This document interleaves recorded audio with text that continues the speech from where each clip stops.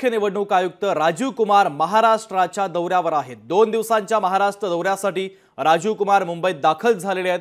विधानसभा निवडणुकीच्या पार्श्वभूमीवर सर्वपक्षीय बैठक देखील आयोजित करण्यात आली आहे। राजीव कुमार यांच्या दौऱ्यावर विरोधकांनी मात्र टीका केलेली आहे। केंद्रीय निवडणूक आयोग आजपासून 2 दिवसांच्या महाराष्ट्राच्या दौऱ्यावर आहे। महत्त्वाची बातमी आपण पाहतोय। मुख्य निवडणूक आयुक्त राजीव कुमार महाराष्ट्राच्या दौऱ्यावर आहेत। 2 दिवसांच्या महाराष्ट्र दौऱ्यासाठी राजीव कुमार मुंबईत दाखल झाले।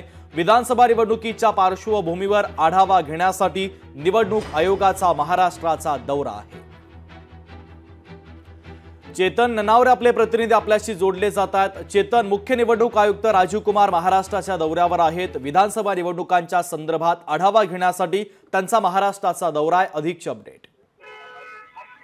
निश्चितच एकंदरीत आज टायडन हॉटेलमध्ये एक मॅरेथॉन बैठकही पार पडणार आहे आणि एकूणच महाराष्ट्रामधील निवडणुकीची तयारी जी आहे त्या संदर्भातील आढावा या बैठकीत घेतला जाईल। राज्याचे जे मुख्य निवडणूक अधिकारी आहेत त्यांच्या मार्फत सर्व माहिती घेतली जाईल आणि सर्वात महत्त्वाची बाब म्हणजे काही मतदान केंद्रांवरती जी वाढ झालेली आहे 10% साधारणतः जे 1,02,000 मतदान केंद्र होती त्याची संख्या आता 1,11,500 पर्यंत वाढलेली आहे।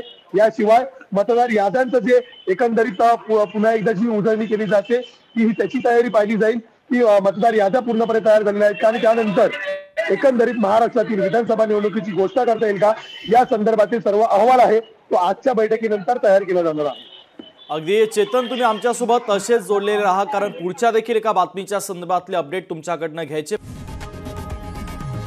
लोकशाही मराठी ऐका, पहा, जागरूक रहा।